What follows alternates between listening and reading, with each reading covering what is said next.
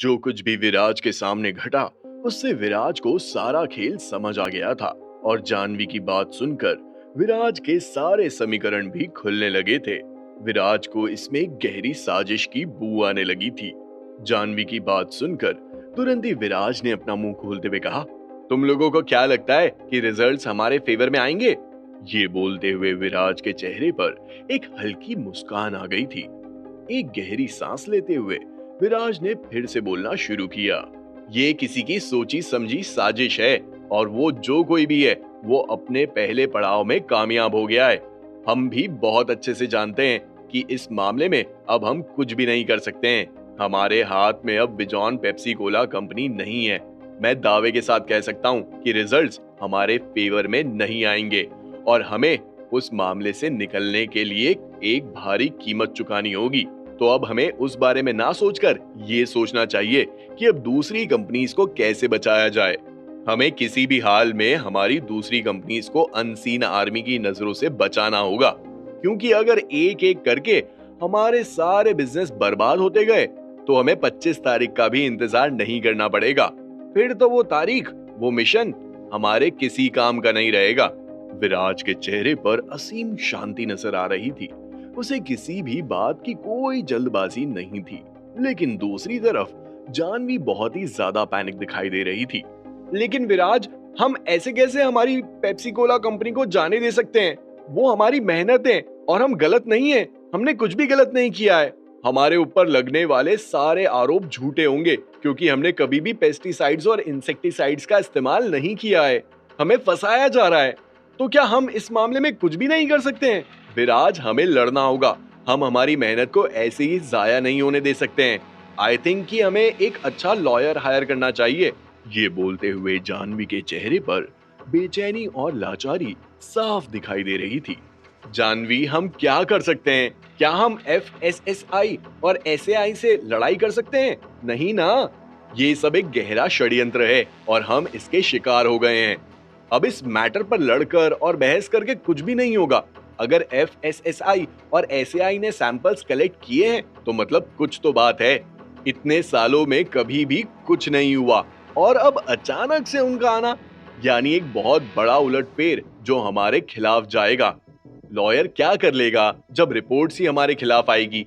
It's a waste of time, and हमारा दुश्मन भी यही चाहता है कि हम इसी तरह अपना समय बर्बाद करें, जिससे वो हमारे दूसरे बिजनेस पर धावा बोले। हमें हर हाल में अपने आप को और हमारे दूसरे बिजनेस को सिक्योर्ड करने की जरूरत है। समझ रहे हो तुम सब? विराज की टोन में सीरियसनेस दिखाई दे रही थी, और कहीं ना कहीं विराज सही भी बोल रहा था। विराज भाई, सॉरी, लेकिन मुझे लगता है कि हमें जानवी की बात पर भी थोड़ा गौर करना चाहिए। अगर कोई हमें फंसा रहा है तो सिक्योरिटी कैमरास ने जरूर कुछ तो कैप्चर किया ही होगा। ये खेल एक दिन का तो नहीं हो सकता है। मैं अभी जाकर सारा फुटेज चेक करता हूँ और आपको अपडेट देता हूँ। ये बोलते हुए सनी तुरंत ही मीटिंग रूम से बाहर निकल गया था। सनी, तुम्हें इमोशनल होने की जरूरत नहीं है। अगर किसी ने ये कांड किया है, ये खेल रचा है, तो वो इंसान बेवकूफ नहीं होगा। उसने पहले से ही सारी प्लानिंग कर रखी होगी। कोई भी इतना पागल नहीं होगा जो ये सब करने के बाद प्रूफ छोड़कर जाएगा। तो फुटेज एंड ऑल चेक करने का कोई फायदा नहीं है। विराज सनी से ये सब कहना चाहता था, लेकिन सनी ने विराज को ये कहने का मौका ही नहीं दिया था। इससे पहले कि विराज कुछ बोलता, सनी वहां से निकल गया था। विराज, तुम्हें भी लगता है कि ये काम किसी अंदर के आदमी का है? क्या कोई है जो हमारे दुश्मन से मिला हुआ है और उनकी मदद कर रहा है? सनी के वहां से जाने के बाद तुरंत ही जानवी ने अपना मुंह खोलते हुए कहा। सनी की बात सुनकर ही जानवी को एहसास हुआ कि ये काम किसी एक इंसान के बस का नहीं है। जरूर कोई है जो उनके दुश्मन के साथ मिला हुआ है। बेशक इसमें कोई शक नहीं है, लेकिन उस इंसान तक पहुंचना इतना आसान नहीं है, क्योंकि वो भी उतना ही चालाक है। और अब हमारे पास उतना समय नहीं है कि हम हमारे एम्प्लॉयज का बैकग्राउंड चेक करवाएं। इसीलिए ये सारी बातें छोड़कर अब हमें ये देखना चाहिए कि हम हमारे बचे हुए बिजनेस को कैसे हैंडल कर सकते हैं। समय बहुत कम है और मुझे लगता है कि हमें काम पर लग जाना चाहिए। जैसे ही विराज के मुंह से ये शब्द बाहर आए, वैसे ही जानवी ने भी अपना मुंह खोलते हुए कहा, विराज, हमारे उस होटल का भी काम नहीं हुआ ना? अब ये पेप्सी कोला कंपनी, ये सब एक दूसरे से इंटरलिंक्ड हैं। आखिर हम खतरे को देख क्यों नहीं पाए? हमने हर चीज को इतनी लाइटली क्यों लिया? अब हमारे पास बचा ही क्या है? विराज, वी आर रूइंड। ये बोलते हुए जानवी एक बार फिर से रोने लगी। जानवी की बात सुनकर विराज भी सिचुएशंस के पैमाने को अब अच्छे से समझने लगा था। उसे भी समझ में आ गया था कि खतरा उनकी नाक के नीचे बैठा रहा, लेकिन वो उसे सूंघ भी नहीं पाए थे। लेकिन अब इस बात पर मंथन करने का समय नहीं था। समय बहुत कम था और विराज को अपने बाकी बचे बिजनेस को सिक्योर्ड करना था, जिससे वो 25 तारीख की तैयारी कर सके। लेकिन इसी के साथ साथ विराज को अपने पार्टनर्स को भी संभालना था, क्योंकि यहाँ पर जानवी पूरी तरह से बिखरती हुई नजर आ रही थी। Janvi, Janvi, calm down. कुछ नहीं हुआ है। हम अभी भी प्रॉफिट में बहुत आगे चल रहे हैं। होटल को तो वैसे भी हमने लिस्ट में शामिल नहीं किया था, तो उसका होना या ना होना डजंट मैटर। रही बात विजॉन पेप्सी कोला कंपनी की, तो उसके चले जाने से भी हमें दिक्कत नहीं आएगी। हम बाकी के बचे बिजनेस से हर चीज कवर अप कर सकते हैं, लेकिन उसके लिए मुझे तुम्हारे पूरे सपोर्ट की जरूरत पड़ेगी। ये समय बिखरने का नहीं है, हमें हिम्मत से काम लेना होगा। हम मिलकर बहुत कुछ कर सकते हैं। भले ही विराज के मुंह से इतने सारे पॉजिटिव शब्द बाहर आ रहे थे, लेकिन असल में वो भी ये जानता था कि अब मुकाबला आसान नहीं होने वाला था, क्योंकि अगर रिपोर्ट्स उनके फेवर में नहीं आती है, जो कि नहीं ही आएंगी, तो उसके लिए उन्हें बहुत भारी पैसे चुकाने होंगे। शायद उसके बाद विराज की पलटन की गाड़ी बॉर्डर लाइन पर खड़ी होगी और एक भी ऊंच नीच होने से उनकी किस्मत हमेशा हमेशा के लिए पॉवर्टी लाइन में चली जाएगी।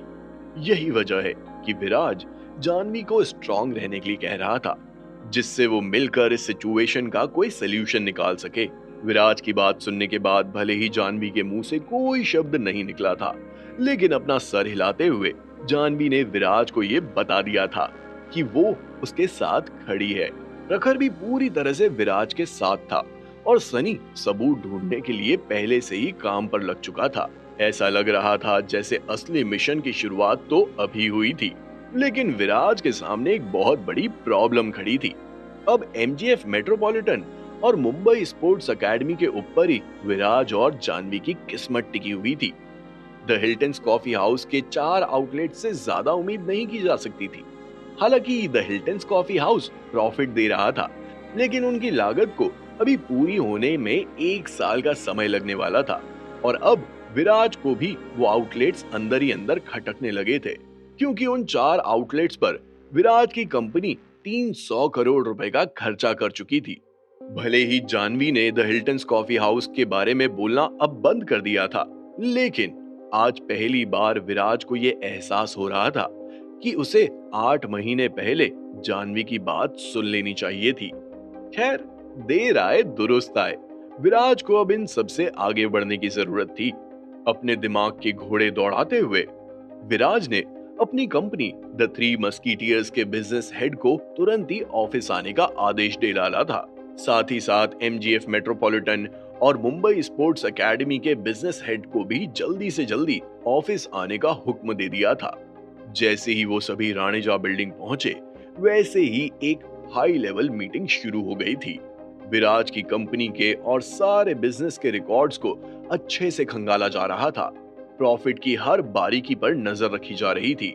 इस समय विराज के लिए एक एक पैसा बहुत कीमती था, क्योंकि विराज अच्छे से जानता था कि उसे विजॉन पेप्सी कोला कंपनी पर अच्छा खासा फाइन देना पड़ेगा और उस फाइन के एक्सपेक्टेड फिगर्स को ध्यान में रखते हुए विराज 10 गुना ज्यादा अपने असेट्स, लिक्विडिटी और प्रॉफिट को अलग करके चलने वाला था, जिससे विराज अपने मिशन को जीत सके और कुछ भी ऊंच नीच होने पर सही समय पर फैसला ले सके। साथ ही साथ विराज ने सिक्योरिटी फोर्सेस को भी ज्यादा सतर्क रहने का आदेश दे दिया था, जिससे विजॉन पेप्सी कोला कंपनी जैसे हादसे से बचा जा सके। फुल फ्लेज में प्लानिंग, प्लॉटिंग और स्ट्रेटेजाइजिंग की शुरुआत हो गई थी। विराज को इस मिशन में सबसे ज्यादा फायदा एमजीएफ मेट्रोपॉलिटन से होने वाला था, क्योंकि उसकी जमीन की कीमत आसमान छू रही थी। ऊपर से सबसे ज्यादा फायदा भी विराज को एमजीएफ मेट्रोपॉलिटन से ही मिल रहा था। अगर आप लोगों को याद हो, तो विराज ने एमजीएफ मेट्रोपॉलिटन की जमीन को 600 करोड़ रुपए में खरीदा था। हालांकि उस समय उस जमीन की मार्केट वैल्यू इतनी नहीं थी, लेकिन अब जब विराज ने उस जमीन पर जो एम्पायर खड़ा किया है, उससे विराज को जीतने के पूरे आसार थे। साथ ही साथ मारियो थॉमस ने विराज को मुंबई स्पोर्ट्स एकेडमी की जमीन गिफ्ट में दी थी, जो पूरे 200 करोड़ की थी। यहाँ से भी विराज को गजब का फायदा हो रहा था, इसीलिए विराज को घबराने की कोई जरूरत नहीं थी। लेकिन फाइन को ध्यान में रखते हुए विराज किसी भी बात का कोई रिस्क नहीं उठाना चाहता था। यही वजह थी कि विराज अपने प्रॉफिट के तकाजे को अच्छे से समझ रहा था और उसका पैनल इस काम में उसका पूरा साथ दे रहा था। Mister Viraj, the three musketeers company is doing great. मुझे नहीं लगता कि आपको स्ट्रेस लेने की जरूरत है। मैंने हर तरीके से सिचुएशंस को मैप किया, चेंजेस किए, लेकिन मुझे कोई प्रॉब्लम नजर नहीं आई। आप बिना किसी टेंशन के हर चीज कर सकते हैं, लेकिन विजॉन पेप्सी कोला कंपनी पर कितने का फाइन लग सकता है, ये शायद हमें इतना जल्दी पता नहीं चलेगा। अगर ये एक गहरी प्लॉटिंग है, तो मुझे लगता है कि इसका डिसीजन 25 तारीख को ही आएगा। लेकिन हमें एक बार हमारे लॉयर से इस बारे में कंसल्ट कर लेना चाहिए। तो थ्री मस्कीटियर्स कंपनी के बिजनेस हेड ने अपनी राय विराज के सामने रख दी थी। एमजीएफ मेट्रोपॉलिटन और मुंबई स्पोर्ट्स एकेडमी के बिजनेस हेड्स ने भी अपनी अपनी रिपोर्ट विराज के सामने पेश की, और उस रिपोर्ट से साफ पता चल रहा था कि एमजीएफ मेट्रोपॉलिटन से विराज को काफी फायदा मिल रहा था। मुंबई स्पोर्ट्स एकेडमी भी कम नहीं थी। ऐसे में विराज और उसकी पलटन को चिंता करने की कोई जरूरत नहीं थी।